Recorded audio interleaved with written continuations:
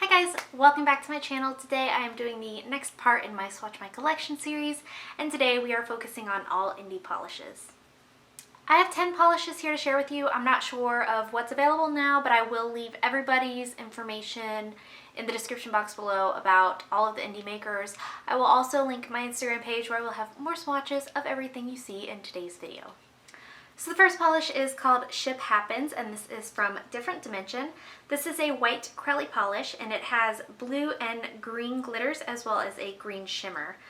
This was okay. It was a little bit disappointing because I really enjoy these white Girly polishes, but this white base was so pigmented that you lost a lot of the glitter, and I like to be able to build mine up to make it look kind of more three-dimensional. But if you're more into the pigmented Girly polishes, this one is really beautiful as a full manicure. So it does take 2 to 3 coats to be completely opaque depending on your application. I did go ahead and just do 2 because it was completely opaque for me. This will dry a little bit dull and extremely textured, so you will want a nice glossy top coat, and I recommend either a peel-off base coat or pure acetone for removal. So in my swatch photo, you're going to see 2 coats of Ship Happens and a glossy top coat. So the next polish is called Moulin Rouge, and this is from the brand Envy Lacquer. This had a phenomenal formula. This is a cherry red holographic polish. It is almost opaque in just 1 coat. It's so easy to use, so easy to work with. I didn't have any kind of staining or anything like that with this one. I did do 2 coats in my photo, though it is pretty much opaque in 1. It just gets a tiny bit darker on the second coat. This will dry a little bit more holographic than it goes on wet. And it also, for some reason, and I've never seen this before in a polish, on the nails is much more holographic than it is in the bottle. So that's just something to note. So in my swatch photo, you're going to see 2 coats of Moulin Rouge and a glossy top coat. So next up is from Girly Bits, and this is in the shade Remember Aja.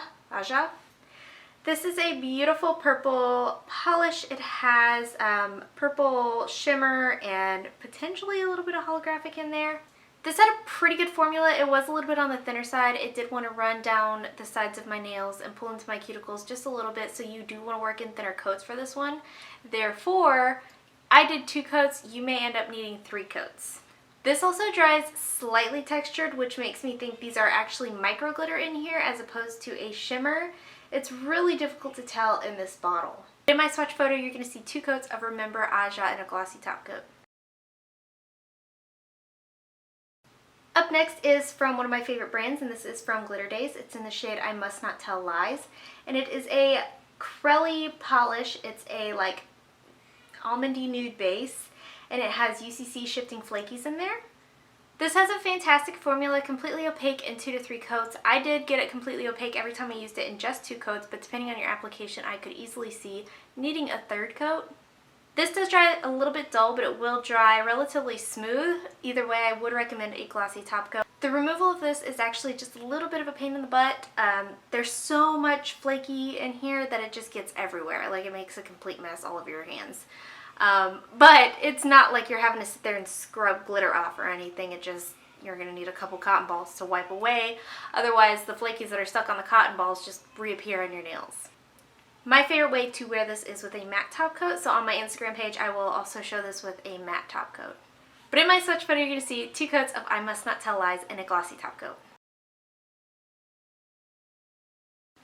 So the next polish is from Joy Lacquer, and this is actually my first experience with Joy Lacquer. I got this back at the indie shop in Atlanta in April, was that maybe, or May? And I finally just got around to using it, and this is in the shade The Dark Side of the Moon-icorn. It is an extreme multi-chrome polish that goes from like gold to blue to green to red to, I mean, it's pretty much a rainbow in a bottle. This is beautiful. So this one easily has one of the strongest multi-chrome shifts I've ever seen in a polish. It was easy to use, easy to work with, fantastic formula, and it did take only 2 coats to be completely opaque. But there are these random sporadic glitters in here that causes it to be slightly textured. It's not enough to, like, for me anyway, to just notice in the bottle. It's just something I noticed applying it. So it causes slight texture, and those glitters are a teensy bit difficult to remove, but there's not like a ton of them, so it's not like super noticeable. And it also dries a little bit dull, and a little bit brush strokey. But overall, I really, really love this one. So in my swatch photo, you're going to see 2 coats of the Dark Side of the Moon-icorn and a glossy top coat. So the next shade is from 90 Lacquer, and this is in the shade Singer Auto Salvage. This was my first experience with 90 and I really, really enjoyed it. This is a olive jelly base with holographic micro glitter. This has a fantastic formula, easy to use, easy to work with. This is something I consider beginner friendly, like beginner nail polish, because it really just kind of stays where you put it. This does dry a little bit textured because they are micro glitter in there, and it makes it just slightly difficult to remove. They're not so big that it's an issue, but it is something to just kind of note. And my one complaint about this polish is that it has absolutely terrible separation. I shook this up before I started the video and it's already separating at the bottom here yellow. So I get like yellow at the bottom, olive in the middle, and like a brownie color here at the top. I mean, it doesn't affect the polish at all. You shake it up and it's fine, but it's just strange how fast it separates for me. But in my swatch photo, you're going to see 2 coats of Singer Auto Salvage and a glossy top coat. The next polish is from Picture Polish, and this is in the shade Mossy. This is easily my favorite from this video. I am a huge sucker for Picture Polish polishes in general, and this one, it just screams my name. It's so beautiful. This is an olive base with tiny little micro holographic flakies. This is a perfect formula, easy to use, easy to work with. Another one that's kind of beginner friendly. Since these are micro flakies, they're actually really easy to remove and they don't dry textured or anything like that. This dries pretty glossy, though I do recommend a glossy top coat just to kind of smooth everything over and make it look cohesive. My favorite way to wear this though is matte, so again on my Instagram page I will have a photo of this matte. But in my swatch photo here, you're going to see 2 coats of Mossy and a glossy top coat. The next polish is from Polish M, and this is in the shade Tickets Please. This is a Robin's Egg Blue Crelly polish with white, yellow, and purple glitter. I was so excited to get this because the swatches of all these looked so beautiful and I could only get one at the time, so this is the one I chose. And it's a little bit disappointing. It's just a very difficult formula to work with. It's very gummy, and if you do more than 2 coats, it looks really thick on your nail. So I only did 2 coats for my swatch video, and then I added a 3rd coat for my photo, and it was just so thick on the nail that I didn't even add a top coat because I didn't want it to be so thick. So what I had to do, because this dries textured because of the glitter in there, so it dries a little bit lumpy. So what I had to do was hurry up and paint the 3rd coat and take the photo because I didn't want to do a top coat to add another layer of nail polish on my nails. You do get a good amount of glitter out without having to do any kind of shaking or holding the bottle upside down or anything like that to get the glitter moving. I did kind of have issues with traffic jams of glitter where they all wanted to bundle up into one place. But it was easy to smooth those out. It's just something that I figured I would throw out there. So with all the glitter in here, it is a little bit difficult to remove, so I do recommend a peel-off base coat or pure acetone. Now that I feel like I've kind of ripped this polish to shreds, in my swatch photo, you're going to see 3 coats of Tickets Please and no top coat. So the next polish is from Pretty Serious, and this is in the shade Pluviophile.